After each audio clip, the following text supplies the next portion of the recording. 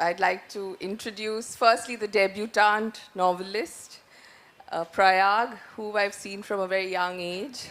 And it really makes me happy that he's written this wonderful novel. I've had the privilege to work with his father, Mr. M.J. Akbar. And I have to say, though I'm a big admirer of his father, that the gene is improving. I'll accept that very graciously. Thank you very much. Yes, so this novel which Prayaag has written, I start with Prayaag before I go to the stalwart. So Leela is what I thought it's called, but it's apparently pronounced Leila. So, you know, it's based in this world, this futuristic world of sectors. And we know that the capital and the NCR of this country is divided into sectors, and there's a sense that some places are slowly becoming of a certain economic profile. So is this Delhi in some distant, horrible time that we are talking about? Well, it's certainly influenced by the two cities I lived in while I was writing it. I started writing it when I was in Delhi. I mean, I had the idea when I was in Delhi, when I was living in Delhi. And then I moved to Bombay around 4 years ago, or something like that. And so there are elements of both cities, I think, in the novel. I think definitely this idea, in Delhi, in a city like Delhi, you have these kind of areas of seclusion, you know, where you can go if you're of a certain economic privilege. But, you know, and we accept this as very, very sort of standard. And then we accept it as a norm, as this is how our cities are. And we don't question it, and we don't interrogate why it is like this. And I think with the novel, I wanted to look at, this was one of the things I wanted to look at. I wanted to look at how easy it is for us to blind ourselves to that reality and not look at, you know, how it affects other people. I think, you know, in Delhi, we have these, what are called colonies. We call them colonies, which is such an interesting term because, you know, it is a kind of colonization of this land that what happens, people put up gates and people put up walls.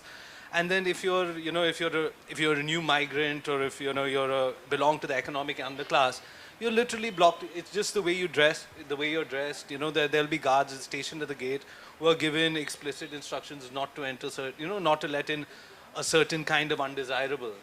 And so when I started from that point, that became a kind of starting point for the novel. I tried to imagine how it would be for someone who is born into privilege to suddenly not have access to that kind of privilege that our cities afford. Okay, so your novel moves from a position of privilege to one of, it's like an unending sinking abyss. And this character is looking for Laila, and Leila, how do you pronounce it? How do you want me to pronounce it? You can pronounce it any way you like, but I say Laila. Laila, okay, so this, you know, you're a young writer, and what really struck me is the anguish this mother is going through when she's looking for Laila. So what made you inhabit this world? There were different ways of telling a dystopia. So why did you choose a mother? When I started out with the novel, I actually didn't have too many of the dystopic, what would be considered the dystopic elements in place. It was more, I was trying to look at how, you know, we, as citizens of a country or a nation, you know, we have to, governments have a lot of power over us. You know, these big political changes can happen and impact our lives in very, like, significant ways. And I was trying to look at how, if a mother and daughter, for me, that's a very close relationship. My sister disagrees and she says I'm closer to my mother, but I mean, I think that mothers and daughters do have a very kind of, you know, a special bond that, you know, it's a kind of understanding that they have. And for me, that is possibly the closest human relationship. And I was trying to think of what happens if, you know, if that bond is sundered, if it's torn apart and is brought apart by these big political changes. How does someone respond to that, and what, you know, it was very much a story of this mother looking for her daughters. This woman, Shalini, is searching for Laila through this city that is kind of changing in front of her eyes. Okay. So now to move to Kiran. So your novel is about this indeterminate future, or a point in the future. And therefore, we can console ourselves after its devastating end that, okay, this is not true. We don't have the same privilege with, or the same consolation when it comes to Kiran's novel, which I, I have written dystopian while describing this session, but that's actually quite shameful. It was me sitting at home reading on my Kindle in an air-conditioned bedroom. I think it's dystopia, but actually this is reality in large regions of our country. So you're a Bombay novelist. You've written extensively about your city, among other things, of course. So what made you, he spoke about the migrants who look into our posh, our posh areas of our city, these sectors and colonies and block part ones and part twos. So what made you go to where Yasoda starts her journey, and why was Yasoda this person in such deprivation? How did you come across her story? We'll talk about that. But I was very keen on... Mike? This instrument is completely alien to me. I hold it here and talk. I hold it there. So please bear with me and prod me to hold it in front of my nose. If not, eat it as like ice cream. But I was genuinely interested in your novel. Now it's Mike. You just What did you want to know? I mean, No, all I've got from it, because I have not read it, unfortunately I have not read it, is that it is dystopian. From Jerry's review or blurb, it's clear that it's an extremely, not only readable, but very exciting novel. You're taking risks, a lot of risks. But I wanted to know what else is going on in the book. it's this woman is sort of searching for her daughter. She was separated from her daughter. The daughter was around 3 years old, and she was married to a Muslim man. It's an interreligious marriage, and as they're married, it's a kind of, there's a slow creep of this kind of fundamentalism is entering society, and as it enters, this novel is also told in her memory. It starts when she's already been separated from her daughter for 16 years. And so she's searching for her daughter, and her husband is taken away from her at the same time. And, she's sort of like, and it's basically that trajectory that I follow is her story. Her story while she tries to figure out what's happened to her city, where her daughter is, and, how this could have actually happened to her. This kind of, this place that she recognized as home, this place that she knew as, that she thought of as a safe and welcoming environment, or sort of safe, as a home, as her home, has sort of how it could change so fundamentally in character that it would not be safe for her anymore. That is what she's trying to get her head around. So it's really about, forgive me for asking you this, but about the current political climate also? Yeah, We'll come to that. Now you answer my question. Yes, yes. Never forget she's the boss. Yes. Your book starts pretty much, your books are like two trains that are going in opposite directions. So his starts from a world of privilege into one of complete marginalization. And yours starts from a position of beyond marginalization. Yes. So what made you start this journey from where Yasoda was delivering and doing more? Yes, if you could read your start, it would really set the somber tone of the session. I'm just going to read the first bit, which is a prologue. I think it's barely 2 pages, so please bear with me, okay? Yasoda did not know how much time it would take. Barely a quarter of the field had been done, the rest would have to wait. She untied the plough and let the oxen off. Home, she said as she slapped Ram, the older of the two, on his bony rump. Go home. It flicked its tail to get rid of some flies, but didn't move. Home, I said, go home. The pain was getting unbearable. She walked unseeing, her foot stumbling in a furrow or coming up short against a ridge of upturned earth. The air rasped in her ear. She looked up. The sky was as colorless as the sun. In the distance, the heat was turning her firstborn son, Himmat, and the dead peepal tree to vapor. She heard the tinkle of bells. The oxen had followed her. She took off her ghagra and lay down with her head resting on the long, exposed root of the tree. Himmat played with the string of her skirt. Before he could pull it right out, she snatched it from his hands, tied the two ends of the string, and gave it back to him. She had been through her own and other women's deliveries before, and she knew there was no trick to them. The child would come when it felt like it, when the time was right. Her eyes were level with the furrows, and she could see where the earth had been unyielding. A couple of hands away from her, large red ants wove in and out of the clods, carrying back with them the crumbs of the bajra roti she had had for lunch 2 hours ago. She drew up her legs. There was no pattern or rhythm to the pain yet. When it twisted her, she picked up the dry, stony lumps of earth and crushed them to powder.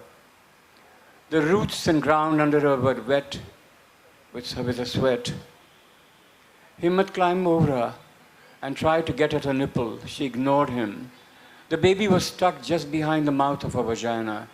Her son was screaming now and forcing the edge of her blouse up. She slid her breast out and he held it in his hands. He had to work hard to get at the milk. Another couple of days and he would have plenty. The head had slipped out. The neck was easy. Himmat had moved to the other nipple. The shoulders should have slid out by now, but there must be some obstruction. She waited a while and then held the baby's head in her hands and tried to force it out. Lakhan, the younger ox, was already licking the sticky bits of placenta that had dripped from the baby. Her hand slipped. She pushed hard. Her breath choked and she gagged. Her vagina tore open. She could not see the newborn yet. Its shoulders were working their way out.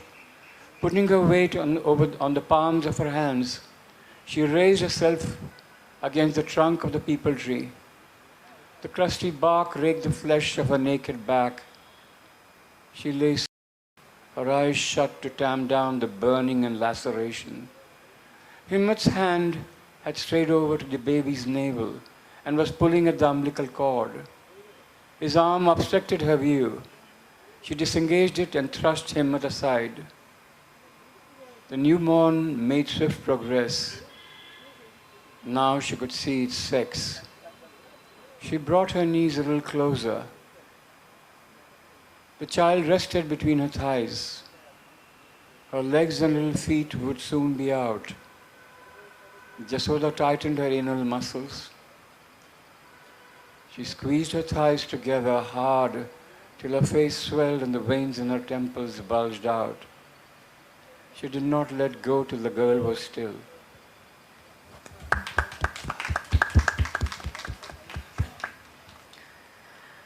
Okay, so while you catch your breath, I'll give you the time, but I'll ask you the question. So, what brought Yasoda into your creative universe? You know, it's a very familiar thing in our society or in this universe itself. And what we forget is that this is not the case just with the poor. Jasoda happens to be extremely poor, of course. But are we to understand that the middle class and the wealthy don't do this? Otherwise, why would we have that business about those skewed sex ratios? And you know, I mean that this gender ratio. Yeah, not only a gender ratio, but you know, everybody's dying to get the pictures. No, I mean the prenatal test. Yeah. So. The sex determination yeah, test. The sex determination. So, you know, it's not only, we can't say this about the poor because we all share this. I mean, I was lucky to have been born a girl, to born a boy, when my parents wanted nothing but girls. But then my parents were not normal people at all. My brother was called Jyoti and I'm called Kiran. So, They were deeply disappointed. And I can understand their disappointment now. But, sorry, I beg your pardon. So, No, but you know, I was trying to get at something slightly more complex than this. Yes, she does kill her children, her daughters. And every time she does a midwife's job, because that's what she does also, apart from looking after her farm, when a baby kind of pushes its way out for its first breath into this world, if it's a girl, she always asks the mother, what should we do with it? Because she knows that the answer should be, yes, let's take care of her. Let's not even elaborate on what she means by let's take care of her. There are occasions when some mothers say, no, I want to take care of the child. But I have begun with this part of the story, and for many readers, then she is a murderer, etc., etc. But who has led her to become this kind of woman? It's the bloody men folk. And we can't ever forget that. Because quite apart from this episode, Jasoda, for me at least, is heroic on a scale that you have in the epics. And we rarely come, I don't know whether there are any heroines at all in our epics, whether they're Greek or Indian. But, so you know, I mean, I would like to think that at the very minimum, this is a character towards whom there is no option but to be extremely ambivalent. Because, I'm sorry for repeating this, but she is heroic. I mean, her life has exactly 0 options. And does she give up? Bull. I mean, she's one of the toughest ladies and she will improvise. Her boys are her treasure. When they are going through a desert, her older son and she, and he's, you know, he has no idea, he's very young, and there's a buffalo being, it's desert, it's a drought, 3 or 4 of these monster birds have come down and swooped down on the buffalo, and they're eating her, and the boy asks the mother, will it be my turn next? And she says, well, let it just try. yes, so this is the reality which I'm considering dystopian because it's so distant from what we normally read, what we are normally shown on media, or, you know, we know it's there somewhere, but we don't wish to confront it. As Kiran asked you when I interrupted, so your book seems to be set in the future, but is it really? So this is actually something that I've been talking about since the book came out. You know, because people have, including my publishers, you know, they refer to it as a dystopia, and to me that term it's a safe way of looking at it. You know, there's an element of dystopia is an inversion of utopia, and you know, a utopia is this far away, distant, perfect society, and a dystopia is this far away, distant, you know, horrible society. And for me, you know, I wanted to show a kind of the immediacy of this world and the linkages with our own. You know, that was, so even if some of the, you know, the sort of the architecture is different, the city that you read about does not look like our cities, but you know, I think the elements are all there in our cities. Everything that I've sort of talked about and described in the novel is very much taken from our Indian cities. And you know, I mean, if you, especially this, you know, this term dystopia, like if you think of the you know, the great dystopic novels like Margaret Atwood, you know, Handmaid's Tale, or Fahrenheit 451, you know, the book burning, you know, the sort of the book burning or the gendered dystopia of Handmaid's Tale. You know, all those things were happening in various parts of the world. Like when Atwood wrote Handmaid's Tale, you know, you had countries like Saudi Arabia, and you had countries that had these kind of very, very, you know, like where women were basically breeding machines, you know. And so even that is not so divorced from reality. It's, you know, it's a kind of, you privilege the white experience of the world, or you privilege, you know, the American experience of the world, and you imagine that this is something that is so distant from everything else. But actually, these things are all happening in the world. And in India, you know, we're lucky that we get to escape a lot of the social violence that, you know, that happens in India. But I kind of like just shifted I transposed it almost to an upper class milieu, you know, like this kind of, what happens to Shalini? She's sort of separated from her husband and separated from a child because they're in this intercaste or interreligious marriage. And that's a fact. I mean, it happens all the time in India. You know, the parents are doing it and courts are doing it, and yeah, honor killings. I mean, it was very influenced. You know, this is a Khap Panchayat. I'm from Delhi. I grew up in Delhi, and you know, I grew up in actually Gurgaon, and you know, these Khaps are very, very, you know, in Haryana and parts of Haryana, the Khaps are very big. So, you know, and so I think all these things kind of like really filtered into my consciousness, and I came to think that really when we're not a free society in many ways, you know, there are, and even within the upper class, there are various ways of ensuring, like, you know, that marriage stays within, you know, caste lines, and you know, there's this kind of much softer social pressures, and I try to indicate those also in the book. I try to write about those or describe those in the book. But really, you know, like, I think so much of the violence that we try and put away, because we're like, this is not, you know, this is a different India, or that India, this happens in that India. But it's really, you know, The it's whole Bharat versus India. Bharat versus India. We make these dichotomies which don't exist, and then we, you know, it's a way of making our saying that my country is safe and that other place is not safe, you know, and it's another place. Yeah. It's not my place. It's not my place, and those are other people who are doing this kind of violence. But actually, this is our law and order system, and this is our sort of our breakdown in our politics that is creating these kind of things. So, okay. Curiously, both your books are named after women protagonists. So, Kiran, you just mentioned that she is.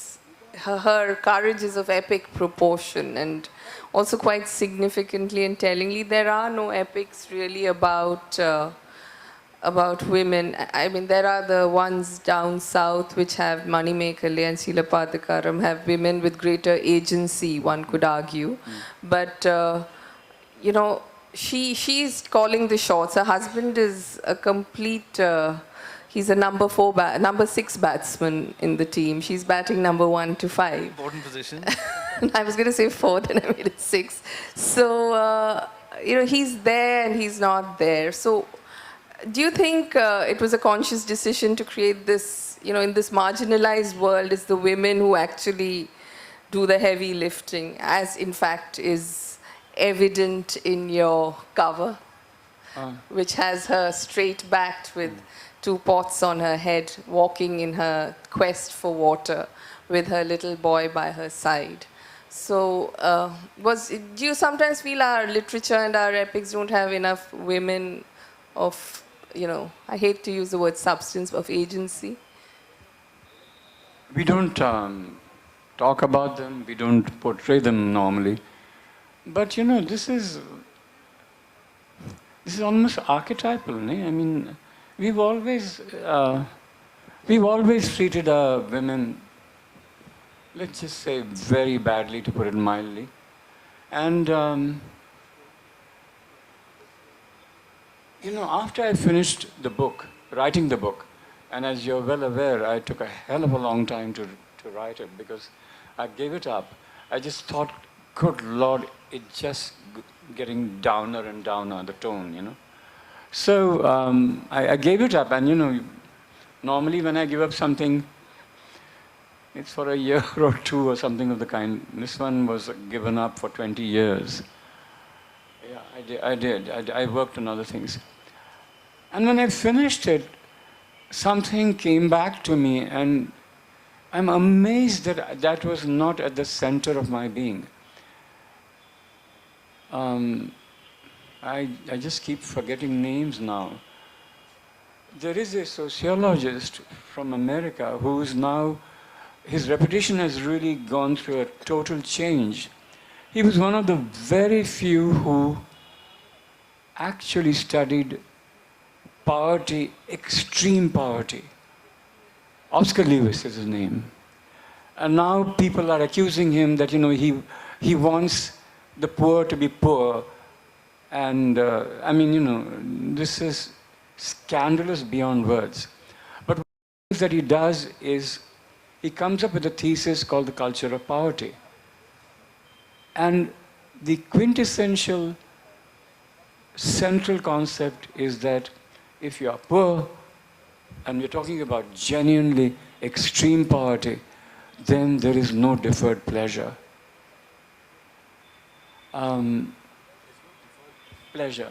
You're so poor, you don't, good Lord, it's, now these plastic bottles are available. But I remember the time when all we had was glass bottles. Where the hell were the poor going to get their bottles from? How do you have 4 children or 3 children, and each one of them has to be fed water, and not to mention yourself. So, everything is a crisis situation. Everything has to be dealt with right now. Supposing someone has a son or someone has a daughter getting married, then of course you know that they will feed the poor. And the idea of the total absence of deferred pleasure is that, okay, you've been given a meal, you've been given a very solid meal. Actually, it turns out it might be 2 meals. So, come on, man. We all know that we are sensible. Have half the meal and leave the other half for tomorrow, after your stomach is full. But amongst the poor, that's an absolute no-no. You have no place to keep it, and what do you know what tomorrow is going to bring? So you have it right now. He has 4 or 5 books. He's done work in Punjab, and he's done a lot of work in Mexico also. So I detest his critics, genuinely. But that's a different story. But I realize that somewhere deep inside me, this woman must have been there, that she has absolutely no option. Most of the time, they have 1 meal, if they're damn lucky, and that's also a very, very undernourished meal. So this is their lot. And I don't want to forget one other thing, I've said that she is heroic. But what have we done to our women anyway? I remember seeing a BBC documentary, and what did it show? It's a judge's son, and the mother and the son have decided that the new daughter-in-law has not coughed up enough. So, of course, they do the right thing. They just burn her. Yeah, sure. Okay. I'm really struck by the fact that you started writing this 20 years, or you put it away for 20 years, because in a sense, do you think that, in some ways India has changed so much in those 20 years, superficially or at one level. But do you think that your story, in a sense, was the same 20 years ago, and even now is as true? This kind of sort of the narrative you created was as true at that time. Do you think that has changed a lot, or do you think that it's the kind of same story that you can tell even now? Because for a certain part of our society, life hasn't changed materially in 20 years. No, I'm sorry, and I hope you people don't resent my saying so, but what has changed? All the wrong things have changed. Your book is ample evidence of that, because I did not find what you said about your book, not one, I'm sorry, I found it extremely realistic. That was what I set out to do. So yeah. This country has gone down the tubes, for God's sake. So, Jasoda has absolutely no options. We keep thinking this is what happens to the poor. Come on, give me a break. The judge's wife and son did that, and this happens all the time. You might come from a very wealthy family, but when you get married, oh boy, I hope your husband has a little bit of sympathy for you. And the mother-in-law If she wants to bump off her daughter-in-law, then maybe we should bump off with the mother-in-law. So, again, to tell you a bit about his novel, there is this character who goes into this complete terminal and impossible decline. And when she's at the peak of her life, when things are good, there is her maid who follows, which I think is actually the most remarkable part of the book, a completely opposite tangent. So she starts as, you know, the way we all rather shamefully and abominably treat the people who work with us at home. She treats her with that same casual callousness. And at the end of the novel, because of the change in dispensation, because of the way some people become powerful, because she was dating a small-time politician, her life changes. And then the book ends with this confrontation where the power equation has changed completely. Actually, Prayaag, should I tell you to read that? Or you can read what you want. It's your book. I can read whatever. Because that is it's quite long, no? And I hope you guys read the book. So. Okay, so then I thought you could do a short reading at some point, but let's first deal with Sapna, right? Yes. So actually, you know, there was I think a lot of my own guilt growing up with the kind of privilege and the way, you know, as you said, it's a very casual thing that I grew up in a house where you're taught to respect the people who work for you, and, you know, but still there are times you can really, you know, you can act because you're angry about something else, or you're upset about something else, or it's too hot, and, you know, you take it out on someone because you have this position, you're in this position of power, and you can be very indifferent to how they react to their feelings, or, you know, what kind of violence you're actually perpetrating on them, you know, because you're not, we sort of tell ourselves that, oh, in other houses, or, you know, you have this image from of zamindari violence, or, you know, from movies that people beat their servants and all of that. So you're like, I don't do that. And I think it was brought home to me, you know, that there is a kind of violence in this, you know, and I try to show it in a way that I have been guilty of in my own life, you know, and with people who work with me. And so I think that, you know, and so I guess it's a kind of also a, yeah, you know, it was a way of to show Shalini, you know, that how she is also you know, sort of perpetrated a kind of, you know, as she's not absolved of any crimes, you know, absolved. She's not this perfect character, which I think is important in the long run. So this was your first book. They say the first book is, you know, of course, now that Kiran's book was with him for 20 years, we have set the bar rather high. So how long has this story been with you? I also had to put it away for a while. I started, it took me around 5 or 6 years.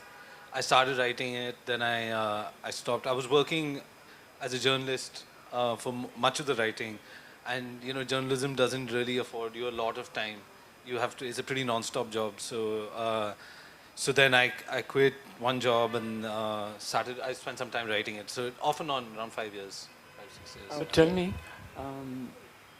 at the end, when they seem to have reached some kind of equivalence between the two of them, the two ladies, right? No, they never do. I don't think it's an equivalence. It's like they just cross. It's more like an inversion. Okay. So the power dynamic is completely switched. But the maid also then turns kind of high-handed, is it? Reasonably so. I mean, I don't think so. I think I didn't. She could have been worse. Yeah, I can't let the story out, but yes, she could have been. I didn't see that. I didn't see it that way. I thought she was behaving in a very natural way, and she's sympathetic to this woman who's, you know, undergone. She hasn't seen this woman for 16 years. You know, okay. Also. All right. And so she's sympathetic to this woman's plight, with this woman who is her boss and didn't treat her as badly as other people have treated people she worked with. You know, but she's aware of, you know, like the small things that we do. Like, you know, she brings up in this later meeting, she brings up the fact that, you know, when she offers her a chair, she's like, you know, but in your house I was never allowed to sit on a chair. And, you know, it's something that you never really think about in India, but, you know, I used to think about it in my own home in Delhi, was that, you know, like, for a servant who's sort of walking around in the house, it's, you know, there's a childhood game that you used to play called lava, that, you know, you imagine the floor is lava and you keep jumping from place to place. It's a kind of opposite of that, because, like, you know, that there's the floor is theirs, but, you know, the furniture is all like zones that they cannot use. You can't climb on the bed, and you can't, though they clean this house and work in this house all the time, you don't sit on the furniture. And, you know, it's just an unwritten rule and an unspoken rule.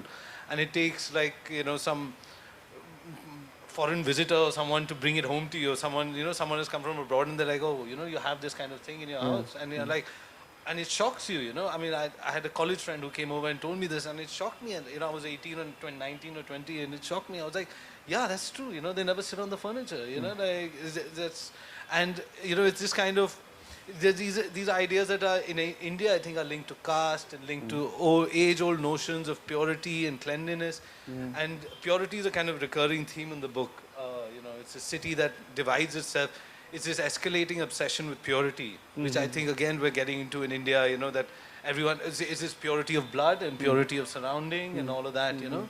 So that's what, this is kind of, that's the kind of, that's the metric that the city is sort of dividing itself. It's you know, it's cutting up under itself according to purity. So, you know, you yourself are, you know, you've got a Muslim named father, Chris. So have you ever come across any incident? Your mother's Christian, you're married to, I think, a Hindu. So in all of this, have you ever felt any, you know, if not obvious, but subtle indications of, you know, how things can get wrong? I mean, I grew up in Delhi, and you know, which is a very much a partition city in many ways, you know. A lot of, and I had a great time in Delhi. It's not to say that there was anything wrong with my, you know, I was so horribly sort of like discriminated against or anything. There was nothing of that sort. But you know, there are smaller things that you sort of that get embedded in you. I recently wrote a piece about Azharuddin, and it brought up a lot of things in my, you know, about as a child watching these cricketers, and, you know, there was a kind of suspicion around Azhar because, you know, he's Muslim, and then it's like, oh, he plays for Pakistan, and people used to tell me this, you know, like, oh, he supports Pakistan, and I'm like, and I was like, okay, you think he does, but you don't think I do, you know, my friends. So, like, you know, there are various ways of various kind of discriminations that you face, but again, it was nothing egregious. I was very lucky to be in a position where, you know, as you said, my father was a well-known person. So, you know, it gives you a position of kind of privilege, and everyone's sort of nicer to you maybe than otherwise. But, you know, if you get into a fight in a hockey match, you know, someone might say something to you, and it's okay. You deal with it. Yeah. So, you know, Yasoda, the other thing I wanted to ask you about Yasoda is very cinematic. So, do you think this can ever, you know, become a mini series? I mean, I won't think it can fit into a film because it's such a, it's got so much happening. It's not a very big book, but a lot happens. So, would you ever see it on screen, or do you not care about such trivialities? What was the last thing? I didn't get that. You don't care about such trivial things. No. It is remarkably visual. Yeah, but if you'll forgive the statement that I'm about to make, I'm told that almost all my work is very visual. That's very you know? true. Yeah, and my experience has been marvelous. When I wrote Ravan and Eddie after a 15-year gap, there were enough people there every kind of alternate day or perhaps every alternate week saying that we want to make a movie of it. You know, I'm a very slow learner. I mean, that's putting it in a very optimistic and very sanguine way. I took them seriously, you know. I mean, it's 22 years since I wrote Ravan and Eddie, and the famous bugger all has happened, really. And it's the same with Cuckold. How many times have I been told that, and some of the biggest producers, directors have turned up.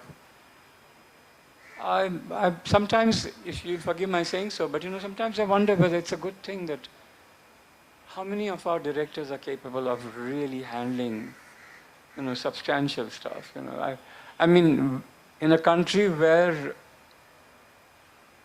let's think of America. You know, I mean, how many ways they have thought of the art of acting, method school, this school and that school. In India, there's only one school. You go to the gym and that's your acting talent. I mean, it's just incredible to understand this country, which has such a phenomenal intellectual tradition. They think going to the gym and putting on some muscles is acting. Okay. And Prayag, this is your first book. Are you already working on anything? Yeah, I actually just finished a short story, and Okay. I'm gonna start work, hopefully, on the second novel soon. So where do we see the short story? I've literally You have just to finished. steal your laptop. Well, please don't do that. I need that to work, but I don't know. I finished it like 2 days before leaving because I wanted to, I sent it to my agent because hopefully she can place it somewhere. But I'm starting to work. I'm starting researching the second novel. It's crazy because it took me so long, and it's such a in some ways it's such a horrible and difficult process. But as soon as I was done, and I remember I went out for a beer with some of my friends, soon after finish sending off the novel to the publisher, and all these guys had sort of seen me struggle through it for years, and they all have different jobs. They're not writers, and they're like, you spent so many years doing this one thing, and I was like, yeah. And they're like, so what are you going to do now? I was like, I want to write another novel. This is the first thing I said, because it's kind of like a drug, in the sense that better than most drugs, I'm guessing, because as soon as you're done, you're like, I want to, I just had to. It's like this is the only thing that I wanted to do. That's beautiful. So before I just tell Prayag to do a short reading, Jashoda, eventually, I don't want to give the end out, but how hard was it to write the life of Jashoda? Because a difficult question. You don't live that life, you've not seen it. No. So, but it's very vivid still. I mean, I doubt you walk through a dead desert where there are carcasses on either side with 2 pots on your head. So, of course, writers are meant to not live what they write, but... And you have to put yourself in... Why otherwise write? I mean, otherwise you'll always be writing autobiographies. But the whole point about being a writer is that you steal into someone else's, not only body, but if possible into his mind or her mind. So that, I think, is par for the course anyway. There's no option there. No, it was not the poverty. I mean, that's why the first part of the book happened very quickly. I'm an extremely slow writer, but whatever my pace, I did the thing. And I began to, I think somewhere I was worried that, is this just going to get darker and darker? So I left it off, It tells you something about my cowardice, and it is unforgivable. Had I gone and finished the book at that time, I suspect it would have been a very different book, but I might have been even happier with it, I don't know. Despite the fact that it would go downhill all the way. Okay. Sorry, but so you're saying that now that you, when you wrote in this telling or in this writing, it has a more uplifting sort of tone, or Not really. The only reason why I'm not telling what happened is because there is this faint hope that every one of you will go and buy the book. Shameless. Okay, so on that happy note, let's do a brief reading and then I'll throw it open to a couple of questions. We have a little time.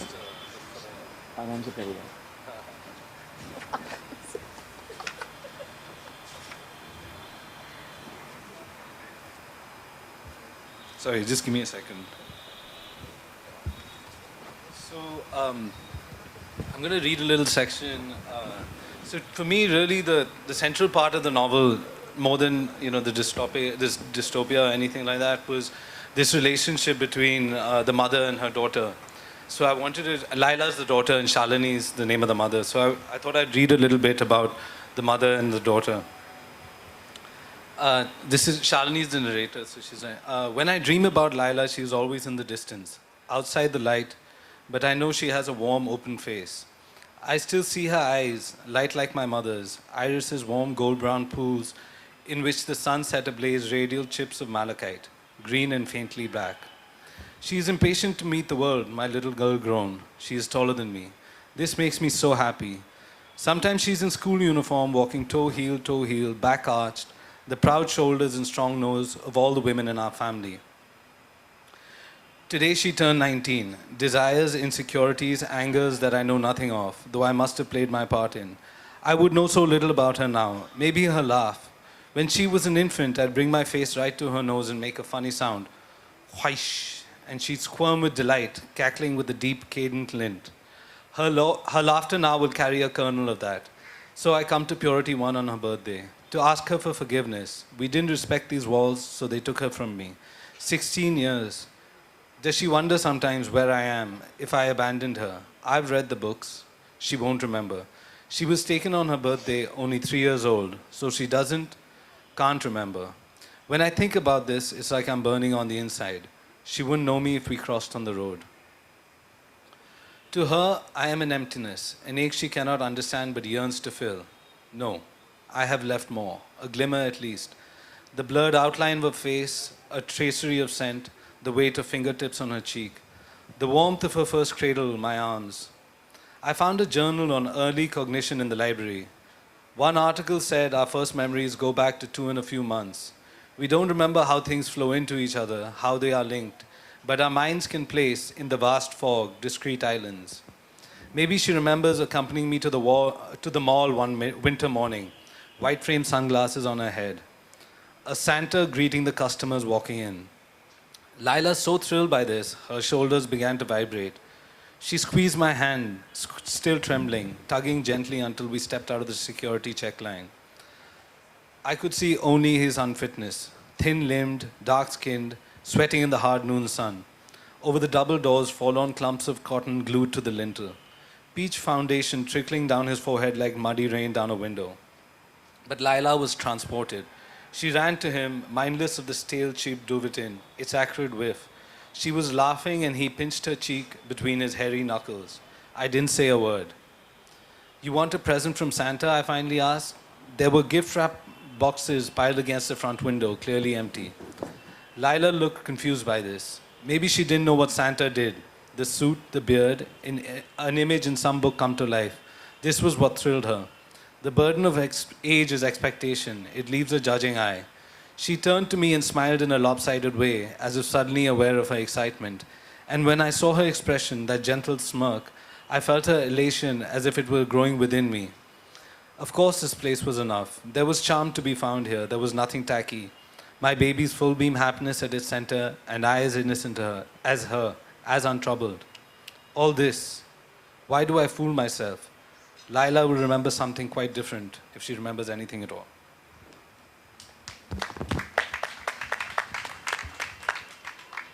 So we have time for, I think, 1 or 2 questions. So are there any questions? I think they're 2 newish books, so I'm a little...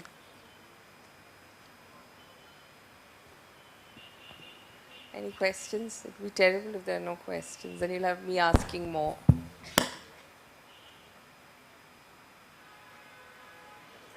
Nobody? Okay. So dystopias are not... Okay, she has a question. Okay, when you said that, there isn't really any heroine of epic proportions in our epics or even in the Greek epics, but we do have strong women characters. Like we had Draupadi, we had Sita, who did what they wanted to do by the end of it. So aren't they heroic as well? So why only, Jasoda when she doesn't have any options? They too didn't have any options, irrespective of which, which category or which, they came from a background of privilege, but she didn't. So they also had no options, is what you're saying. Yeah. But they did the best with what they had. Exactly. So if we are to, talk about women in our epics, so I felt, that was a... No, I'm not denying what you're saying at all. But the entire epic is not written about her. Okay? That's why I was using it in that sense. And don't forget, someone like Sita ultimately does come from a very privileged position. Whereas Jasoda has absolutely no idea as to what a city is like. So it's a very different, and that's where she lands up. She comes to a city which is completely alien to her. She doesn't even, I mean, I don't want to go into the particular episodes, okay? Sorry to jump in on this, but there's actually, very interesting. I don't know a lot about the epics, but there's a very interesting. I've noticed a kind of phenomenon or tradition. I'm not last couple of years where there's some Indian writers and poets, women writers, who are trying to recover these kind of, the histories of the women in the Mahabharata and in the, in Ramayana. I think especially in the Mahabharata, which has this real multifarious characters, there was a very excellent book called Until the Lions by Kartika Nair, collection of poems where she really excavates the stories of Amba and, the fish. I'm really bad with names, but Satyavati and Amba and, and it's so well done. And she really, she gives all these characters a great deal of power, and even within their circumstances, even within these kind of restrictions that they face in society and from the people around them being kidnapped and things like that, even within that, how she captures the emotional sort of, the strength emotionally and the strength to withstand these kind of huge forces, I thought was really impressive. Does she write, is she in France? Yes, that's the one. No, I know her work. No, there's no question about it. She's remarkable. But again, I want to say it's remarkable because simultaneously, parallel to her own writing, you have this sudden upsurge of mythology coming up. I mean, I don't even know what to call it, but I am... Pop mythology. Sorry? Pop mythology. Oh, pop mythology. I just received an email from a publisher who used this term. Is that a term now? Okay. Wow. Okay. But what is really, I don't know how he's doing, but I feel extremely envious that these guys are making crores and I'm not even counting my pennies. But as you can see, the lady that he talked about just now, she is supposed to be an amazing writer, and it's not the money. She's interested in her characters. Whereas I believe with others, God bless them, you have to put forward a business plan and then you go ahead and write the book. Okay, on that note, I think we have pretty much run out of time. So I would urge you all to buy these two wonderful books which speak about some remarkable characters, Jashoda. You pronounce it Jashoda. And Laila. So thank you, and sorry? And Shalini, who's of course the main protagonist of this.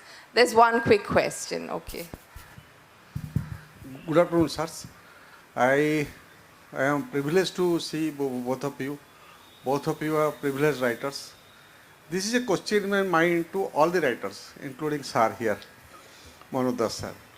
I could not ask that question in the morning due to the rush, but now I wish to ask this question to both of you. You are writers, simultaneously you also, Mr. Akbar say he is a journalist, and you must be doing. How much of a day you devote for the writings? How many hours at the desk? Routine matter in a week or a month or a day? On a day. Let's go on a typical day. I spend about 6 to 8 hours. 6 to 8 hours for young Prayaag. But that includes like reading time sometimes. It depends, because sometimes you're not able to write, and it's better to read, because your mind is not producing, is not so creative for whatever reason. But yeah, 6 to 8 hours you try, otherwise you don't get anything done. I'm very reluctant to answer your question because I took 15 years or 14 years to be exact. I did not write a single sentence then. Or maybe I did write a couple of screenplays or something of the kind. Because I wrote my first book in my mother tongue, Marathi, and then I wrote a play called Bedtime Story.